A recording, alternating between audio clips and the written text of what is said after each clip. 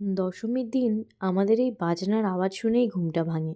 তারপর আমরা রেডি হতে শুরু করেছিলাম। আমরা দুজনে আগেই রেডি হয়ে গেছিলাম। আর এদের রেডি হতে এত টাইম লাগে যে ঠাকুরই চলে যাচ্ছিল। আমি এক্সাইটমেন্টে অনেকটা দূর চলে গেছি কাকিমুনিদের সাথে। তারপর আমার মনে পড়েছে, এ মা, আমি তো ওদেরকে না নিয়েই চলে এসেছি। আর তখনও সবাই রেডি হচ্ছিল। তারপর আমার মনে পড়ায় আমি আবার এসেছি ওদেরকে নিতে। আজকের দিনটাও আমাদের বেশ মজা হয়। রাস্তায় যেতে যেতে যে কত ঠাকুর দেখা যায়, সবাই মিলে বেশ আনন্দ হয়েছিল। আর এটা চলছিল রাতের প্রস্তুতি। আমাদের আজকে একটু মনটা খারাপ হলেও রাতটা আছে, এটা ভেবে আমাদের মনটা একটু শান্ত থাকে। প্রতি বছর বাড়ির সবাই মিলে আমরা ঠাকুরের সাথে দশমীতে যাই। নাচ গান আনন্দে যেন আমাদের ভরে থাকে। তার মধ্যে এবছর আবার আমাদের কত বন্ধুও এসেছিল। ব্যাস, আমাদের আর কে পায়। সারা রাস্তা আমরা এরকম ঠাকুরের সাথে মজা করতে করতে যাই।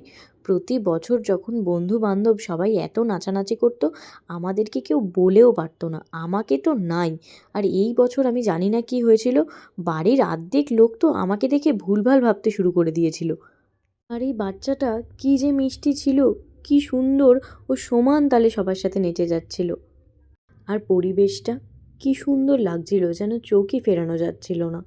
তারপর বাবার সাথে দেখা হয়েছিল। আর বাবা ভাবছে এদের কি হলো, প্রতিবার আমি এত বলাতেও কোনো বার এরা একটু নাচেনি, এবার এদের কি হলো।